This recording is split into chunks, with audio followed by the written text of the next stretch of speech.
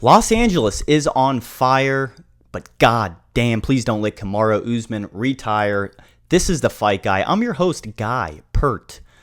Speaking of the riots in Los Angeles, this is not a photo of the riots going on right now. That would be really fucked up if I used a photo of the riots going on as a background for a UFC video. This is actually Atlanta. When you Google Atlanta, Georgia, this is the first photo that comes up. So this is that beautiful city where the fights are happening Saturday. Joaquin Buckley, Kamaru Usman, main event, Rose Namajunas, Miranda, Maverick, Colt, Mustang, whatever her fucking name is. We have 3 former champions fighting on this card. Maybe some potential new champions to see. I'm going to break down every single fight, let you know my 2 cents, what to watch out for. Did a little bit of tape study for this fight with UFC Fight Pass. Whatever they allowed me to watch, about 60% of the fights on UFC Fight Pass don't work the week that you need them to work when you do your research. So shit platform, cheers to them. Let's start with the prelims. We'll work our way all the way up to the top. Jamie Lynn Horth taking on Vanessa Demopoulos. A very mid fighter, Vanessa is. Very mid, and that's a compliment. If she heard that, she would DM me, thank you. What's your phone number? Jamie Lynn Horth, I'm going to go with her to win this fight. Not going to spend too much time on this one because it really doesn't matter. Don't think either of these girls are going to be anything special. In the UFC, that is. They could go do something great on OnlyFans or something one day. Fly a plane over the Atlantic or something. Jamie Lynn Horth, she's decent. She hasn't finished a fight in the UFC. This is going to be her 5th fight. She's 2-2, all decisions. Vanessa, she's had a heavy reach advantage this fight. It's no secret she likes to grapple. She's going to try to force some takedowns. Jamie prefers to strike a bit, and I think she's going to have more success in that striking. Vanessa, the only threat this fight from Vanessa is maybe a submission. But Jamie Lynn Horth, 5 of her 7 wins are finishes. Her only losses are decision losses. So, don't get me wrong. It's very possible for Vanessa to take her down early, tire her out, and just win this fight in the most boring fashion via control time. Very possible, but I don't know. I feel Jamie's going to land a good little bit of strikes in the first round and take that round, and Vanessa's going to have some failed takedown attempts. I don't know. You never know with women's MMA. They just sometimes just get tired out of nowhere. Already spent more time than I wanted to. I'm going to go with Jamie Lynn Horth via unanimous decision. I think she'll win 2 rounds. We move on to the next fight. This is going to be a great fight. Phil Rowe taking on Loosa in the welterweight division. If you think I don't know how to pronounce his name. Whatever, dude. If you think, if he looks familiar, he is the guy that got in that little altercation with Brian Battle, I believe last year, maybe 23, when that fight went to a draw. He's a pretty good wrestler. I'll give him that. He mixes his takedowns in really good timing. He doesn't really execute the takedowns perfectly every single time, but anytime this guy's fighting, you could pretty much guarantee he is going to secure a takedown or give a lot of effort trying to get it. Phil Rowe, on the other hand, it's no secret, he's a striker. Look at his reach. He's got over half a foot reach advantage over Ange. All of his 10 wins are finishes, I believe. He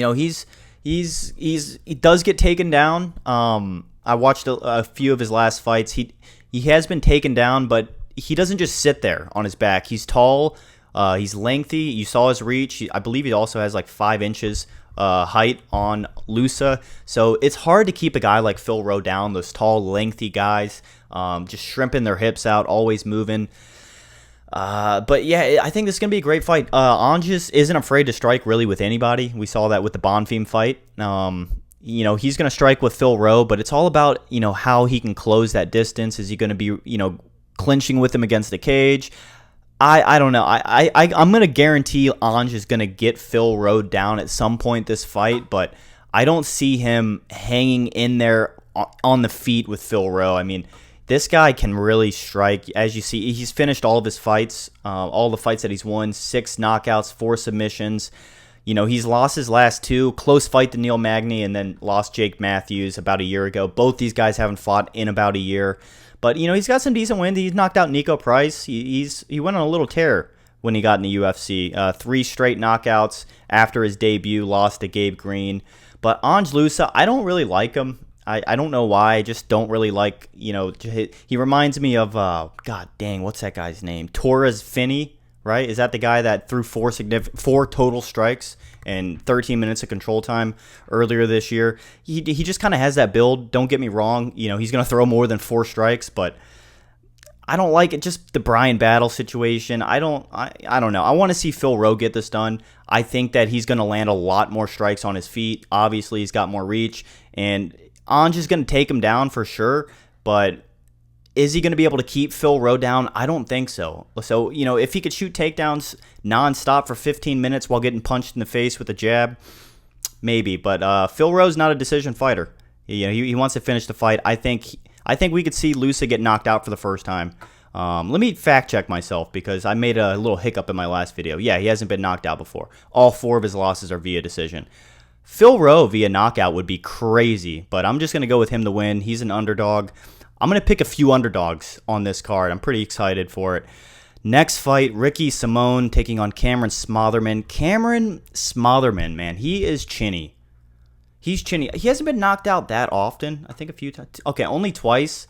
But, yeah, okay. Yeah, he's only had 2 fights in the UFC. He got knocked out in his Dana White Contender Series debut. I think that was in 23, right? Yeah, early 23, August of 23. Ricky Simone's a dog. He's fought a lot of the top-level talent in the UFC, and he has wins over some of those guys. Cameron Smotherman, he's young, inexperienced, hasn't fought the same caliber of guys. He's already lost a fight this year. He's a bit chinny. I think Ricky Simone, after that impressive knockout win he had over Basharat in Seattle, he's got a little momentum on his side. We might see Ricky Simone in his prime right now. Cameron Smotherman has, a bit more. I don't know. I don't think this guy's legit. I think Cameron Smotherman is a fraud. He could get fraud checked. If Ricky Simone knocks him out, I'm going to go ahead and give that my official stamp of approval as a fraud check.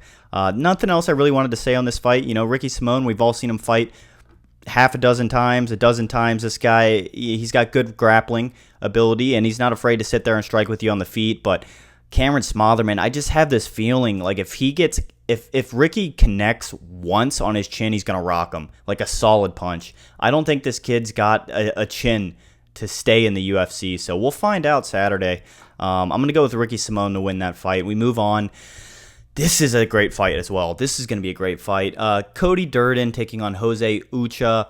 I tried to watch some of Jose's fights, but shout out to UFC Fight Pass. Apparently it's unavailable, as well as 60% of the fights on this card is just unavailable to do my research, so thanks to UFC Fight Pass for that. But Jose Ochoa, I believe he's finished all seven of his wins. We'll double check that. Yeah, 6 knockouts, 1 submission. He lost his first fight in November, actually. Unanimous decision to Luke Kavanaugh. Cody Durden, he's been in the UFC for a little while. He's average. He's like a good gatekeeper. This is a great opponent for Jose to kind of test, oh man, there's something else I wanted to say about Jose. I believe, Jose has no wins over ranked opponents. That's what I wanted to say. Fuck this guy. I'm going with Cody Durden. Fuck this guy. Let me show you guys what I'm talking about. We're just going to go through his fight history here, right? 7 straight wins. We're not going to count that no contest. 7 straight wins, right? Knockout, knockout, knockout, knockout, knockout, knockout, knockout, submission. Okay, let's look at some of these guys he's knocked out. Oh, 0-1, whose only fight was against Jose. Okay, all right, maybe that's a fluke. Let's move on to the next one. Oh, wow, 0-1, whose only fight was against Jose. Crazy. Let's move on. Omar Torres, 0-1, whose only fight was a loss to Jose. Are you guys picking up on a pattern here? You guys see what I'm seeing? Wow, that very pretty 7-1 record. Oh, this guy did lose 2 fights. You got to give him that. Okay. Wow, so Jose hasn't won a single fight over any opponent who's won a fight before, let alone a winning record. Every single opponent Jose Ochoa has beaten has never won a fight before. The combined record of Jose's opponents that he's won against and finished is 0-8. I'm going to go with Cody Durden just purely as a gatekeeper pick, fraud check Jose Ochoa. He does not belong in the UFC. Get that bullshit resume out of here. I don't care how skilled he might be, how good he got. He does train at a good gym. He does train with Melquizael Costa, so I gotta be careful with what I say, but I don't like that at all. I don't like the padding records. This isn't boxing. Get that shit out of the UFC. Cody Durden via unanimous decision. I think he's going to take Jose down, hold him. It's without a doubt the toughest opponent he's ever faced so far. So Cody Durden, just because I've seen him fight before, and Jose Ucha, I don't trust it. Shady Chinese communist shit going on there. Moving on to the next fight. My boy, Malcolm Wellmaker taking on Chris Moutinho. If you guys, you see Chris Moutinho's hair, it looks familiar, like it might be in a highlight video you have seen 6,000 times. He is the guy that Sean O'Malley knocked out. I believe he got cut after Sean O'Malley knocked him out. Let me check that out. He's taking on Malcolm Wellmaker, biggest favorite I've seen of this year. Who's a minus 2,000 favorite? Okay. Oh, no, he one more fight, then he got cut from the UFC. Right. Malcolm Wellmaker is going to knock him out, as the odds say. He's a minus 2,000 favorite. He was a minus 2,500 favorite this morning. I wonder why that's dropped a little bit. I don't know. Maybe people just taking advantage of the huge spread. Malcolm Wellmaker, I do believe, is going to be a future champion. This kid is freaking amazing everywhere. His last performance was absolutely insane. He's finished 7 of the 9 wins. Both fights in the UFC, if you want to count the Contender Series fight, round 1 knockouts. You guys might remember just a couple months ago in April, he knocked out Cameron Simon, the South African bantamweight who had a little bit of hype when he came into the UFC. Now there's only one good South African in the UFC, and he's a champion. You guys know who he is, but Malcolm Wellmaker, Chris Moutinho. He's got some good experience getting knocked out by young contenders like Sean O'Malley on the come up, so why not let Malcolm Wellmaker add to that resume? Malcolm Wellmaker is going to knock this guy out. There's not really much else to say. I believe he's from Atlanta. I want to say this is his hometown as well, so he's going to ball out in front of his hometown crowd. Malcolm Wellmaker, round 1 knockout, most likely. Even if it's not a round 1 knockout, Malcolm Wellmaker by any way possible decision. I could see him submitting him. I could see him, I don't think Chris is that tough to hang in there to go to decision with Malcolm, but apparently he's a changed man, he said, media week this week. We move on to the next fight. Jesus Christ. Welterweight fight on the prelims. Michael Chiesa taking on Court McGee. Guys, you want to know something interesting about both of these fighters? And Michael Chiesa has been in the UFC for over a decade, I believe, like 2012. Oh my gosh. Look, I don't dislike Michael Chiesa as a person. All right, he's a great submission artist. He's a decent submission artist. He's been submitted almost as many times as he has submissions, whatever.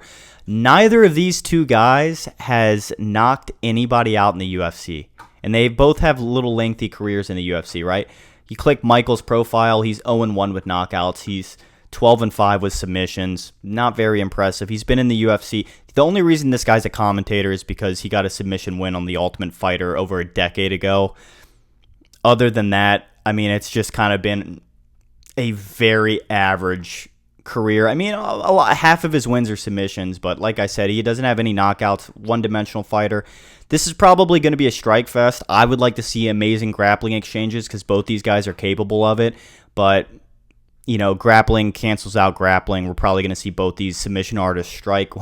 It's going to be funny to watch, but Court McGee, yeah, we'll just go to him real quick. He has not knocked anybody out in the UFC either. Now, you click his profile, don't be fooled. He is 3-3 with knockouts, but all 3 of those knockouts came in the regional scene before he got into the UFC. So he's been knocked out a few times in the UFC, but he's never knocked anybody out. He is coming off of a submission win against Tim Means, but before that,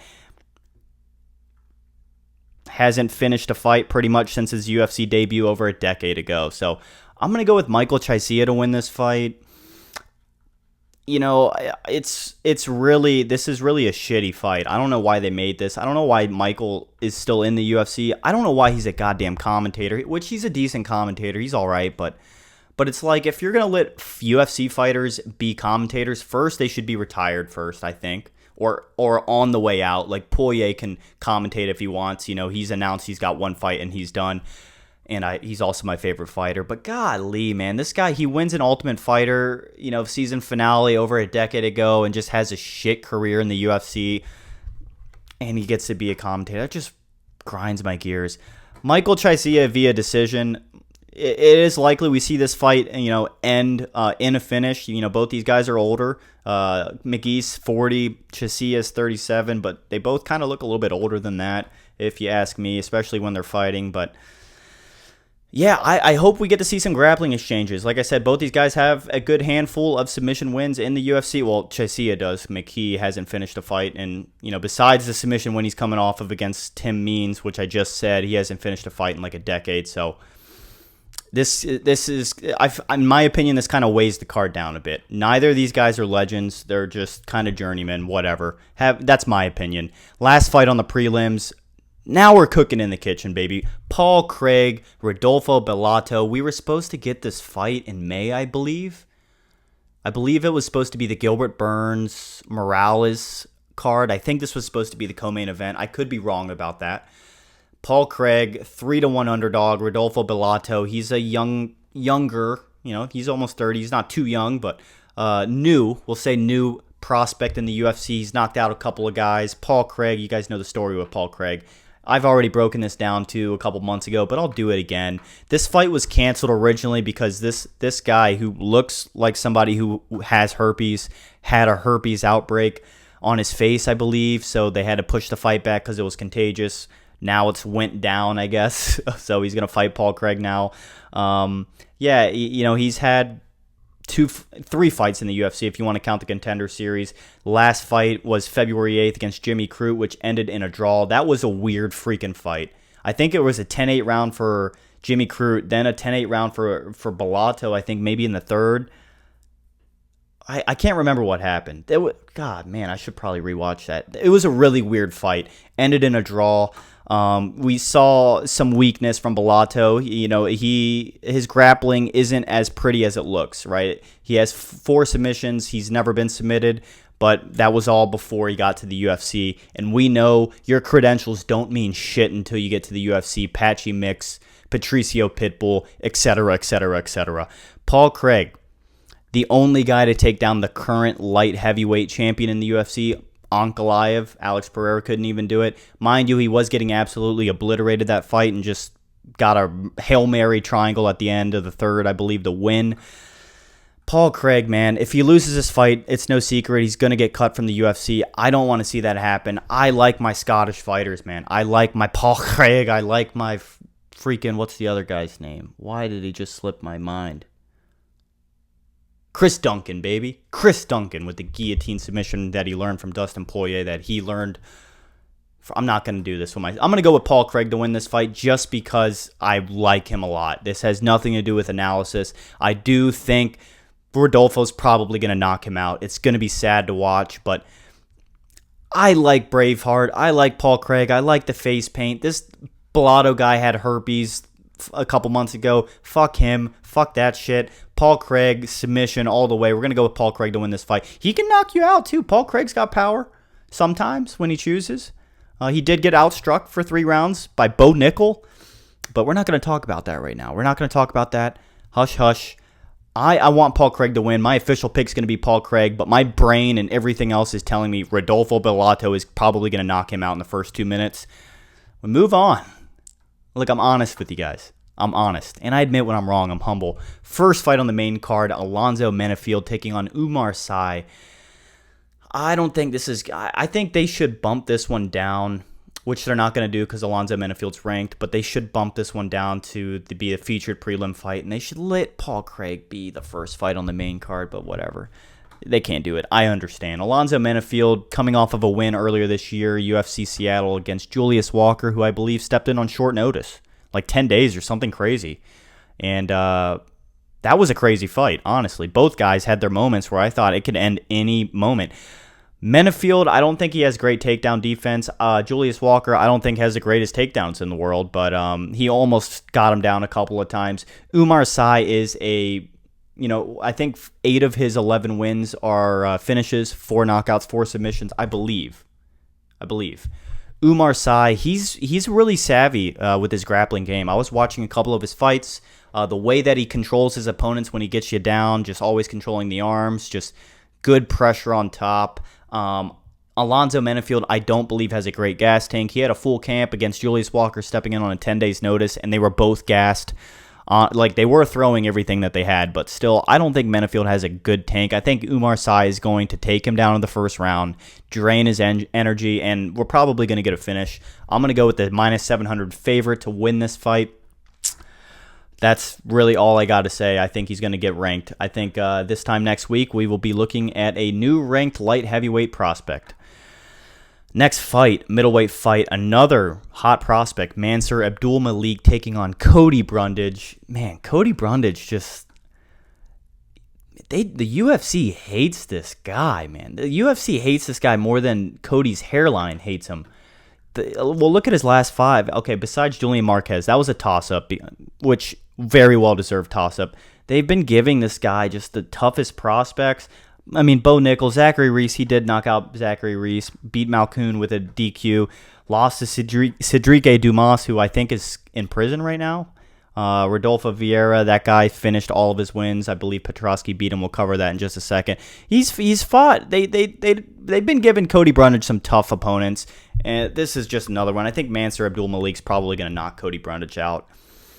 You know, he is coming off of a win against Julian Marquez. Not that impressive. Marquez was on his way out. The most impressive thing that fight is both guys lost their mouthpieces, and they were still swinging for a bit. So Cody Brundage is a tough son of a bitch. You got to give him that. But Mansur Abdul-Malik, he just gives me the vibe of somebody that was built in a lab. He looks bigger than Cody Brundage in every single way. You know, he's got half a foot reach advantage. He's 2 inches taller, and he just looks stronger. He looks like he's more physical than Cody. The only advantage Cody has over this guy is his experience in the UFC. He's fought some really good guys in the UFC, so you got to give it to Cody Brundage for that. I do think if he gets knocked out, which I think he will be cut from the UFC. But I am about to say something here. I'm going to give you guys a bet. All right, if there was a bet that I would take on this card, I think Cody Brundage would be one of those bets, just because of the experience that he has in the UFC.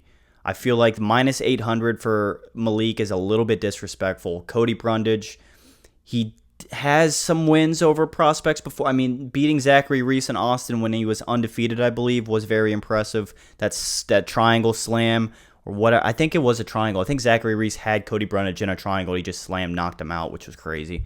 We had two slam knockouts that card. Not to get distracted, I'm going to go with Mansur Abdul-Malik. Just brute physicality.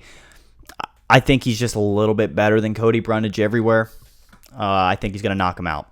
Not much else to say about the minus 800 favorite. But if there was a bet to take, I maybe would bet on Cody Brundage. You might not ever get a chance to. This could be his last fight in the UFC, so at least, make it wholesome.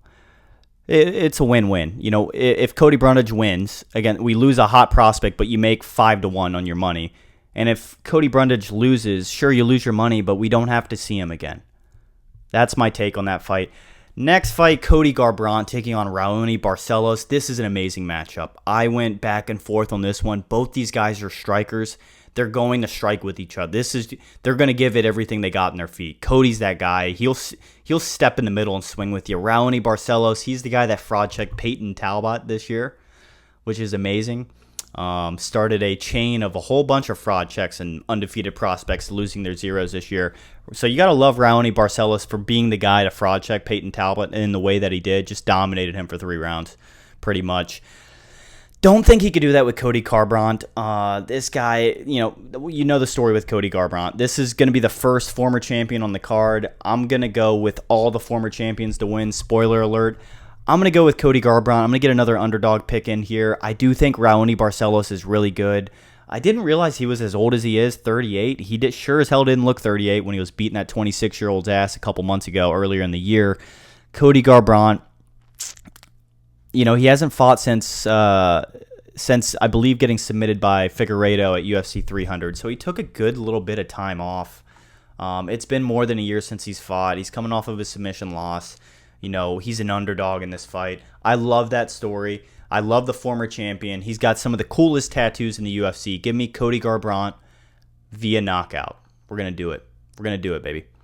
This is another great fight. This is an amazing fight. Edmen Shahbazyan taking on Andre Petroski. Petroski is a very, very, very, very good grappler. Fun fact about Shahbazyan is he has only went to decision twice. All of his fights, I believe that he's won. I believe all of his wins are finishes, maybe besides one. Yep. 12 knockouts, 1 submission, 1 decision win. He has been knocked out 3 times. Okay, yeah, this guy's only been to decision twice. I believe it's been 4 years since he's been to decision, and then only one other time before that long ago. So this is guaranteed fireworks. Andre Petroski, he looked very impressive against Rodolfo in his last fight, I believe. Vieira, yeah. This guy was a submission artist, finished all 10 of his wins, I believe 9 submissions, 1 knockout. It was a grappling fest. Both these guys were amazing grapplers. However, Andre Petroski, I do believe he is one of the best grapplers in the division. I think he'd beat Bo Nickel if you put him up against Bo Nickel, honestly, at his own game. But I think, I think he's going to beat Edmen Shahbazyan. Shahbazyan is just reckless. He goes in there, which we all love as fans. He looks for the knockout. He looks for the finish constantly, never stops. Andre Petroski, a little bit of a different story. More of a decision fighter as of lately. More of your, a big version of Merab, pretty much. But, I think he'll strike with him a bit. But, yeah, I think he's going to get Shahbazyan down. We might even see a finish from Petroski. I'm going to go with the underdog. I'm going to go with Andre Petroski. That's 2 straight underdog picks for me. I'm going to go with Garbrandt, then I'm going to go with Andre Petroski. I think his grappling is just too much for Edmen Shahbazyan, and Edmen's going to have to knock him out early. Otherwise, he's just going to be pretty gassed from Andre just grappling him to death. But yeah, I'm going to go with Petroski to win this fight. If he loses, no big deal. I really like Petroski. He's a Philly guy. Go Birds. But yeah, whatever, dude. Whatever. Rose Namajunas taking on Miranda Maverick in the co-main event. Another former champion here in Rose Namajunas. I'm going to go with Rose to win this fight. I mean, in our last 6 fights over the past 4 years, none of them have been finished. They've all went to decision. Miranda Maverick, fun fact, all 5 of her losses are via decision. 9 of her 17 wins, about half are finishes, most of them being submission, only 1 of them being a knockout. None of them in the last couple years. I think in her last 5 fights, 1 of them ended in submission, so I don't think she's going to submit Rose. If she does, the only way Miranda wins this fight is if she submits Rose. I don't see her taking Rose down every single round and holding her there. Rose is better on the feet. I think majority of this fight is going to be spent on the feet. I think Miranda's going to be eating a jab pretty much the entire fight, trying to close the distance. Sure, she might take Rose down a couple of times. Sure, we're probably going to get half of each round clinched up against the cage, but I think Rose is going to land the more significant strikes, and I don't think Rose is going to get submitted. So she's more conditioned to going the distance. Miranda Maverick, all 5 of her losses are via decision. I think she's going to be 17-6 after Saturday night. So we're going to find out. Main event time. This is the moment you've all been waiting for. Kamaru Usman, Joaquin Buckley. What an insane match. Man, I went back and forth on this one a few times. I mean, I got this feeling, it's changing of the guard time, right? You're seeing a lot of these older guys, they're on their way out. Gilbert Burns losing to Morales. Could Kamaru Usman, this be the version of Gilbert Burns and Morales that we just saw in May? It could be. Kamaru Usman hasn't fought in a couple of years, I believe. Almost 2 years, let's see. Since getting mauled by Khamzat Chimaev, October 21 of 2023, almost 2 years. He's lost all 3 of his last 3 fights. I mean, 2 of them were title fights against the same guy, Leon Edwards, and he was dominating Leon Edwards that first fight. You guys all know the story. Head kick, knockout, it's all over. I believe that's the only time Kamaru's ever been knocked out. Okay, sure. For only time he's ever been knocked out was Leon Edwards. Do I think Joaquin Buckley has it in him to knock Kamaru Usman out? I most certainly do. I do think Joaquin Buckley has the power to put Kamaru Usman's lights out. Do I think it's going to happen? No. I'm going to go with Kamaru Usman to win this fight via decision. I think this fight could go the distance. I think both guys are going to have their moments. Maybe Buckley. My concern with Buckley is I don't know if he's been in has he been in a 5-round fight before? I don't think he's been in a single 5-round fight before. Maybe the Colby Covington. Yeah, the Covington, that was his first 5-round fight, but it didn't go 5 rounds. It ended in the third via doctor's stoppage because Colby's face be bloody as shit. A lot of scar tissue there. Kamaru Usman used to go in the. I think Kamaru Usman's going to take him 5 rounds and win a decision. I don't know. I mean, this fight can end in so many different ways. I could see Buckley getting submitted. He's never been submitted before. I could see Usman getting knocked out. I could see Buckley getting knocked out. I could see Buckley maybe winning a decision, but he just hasn't been in those waters before. Kamaru Usman, the stats are pretty much identical aside from their age. Usman a couple inches taller. I do think Usman's naturally just a little bit bigger, but, Joaquin Buckley's 7 years, a youth advantage over Usman. It's going to be a great match. I think if it goes the distance, the later the fight goes, the better it's going to look for Usman. But Joaquin Buckley, he could shut Kamaru Usman's lights out any moment. We saw him knock out Stephen Thompson, who's only been knocked out 3 times, including that fight, over his entire career, which Buckley is something special for sure. And, it's a win-win, right? If Kamaru Usman wins, great for the fans. Maybe he can make another run. And, he's really late in his career, but, Kamaru Usman. But if Buckley wins, we get Buck versus Cuck. He gets to fight Ian Gary, most likely. That's what's going to happen. So, it's like I want both these guys to win. It's really, I'm going to officially pick Kamaru Usman to win via decision, but if Buckley knocks him out in the first round, finishes Usman at all, maybe wins a decision against Usman, I'm not going to be upset. I think this is going to be a fantastic fight. The fans are in for a big win here. So I'm going to wrap this up. This has gone on a little bit too long, longer than I would like it to have been, and it is past midnight. So this is The Fight Guy. Thank you so much for watching. I will see you guys after this card wraps up.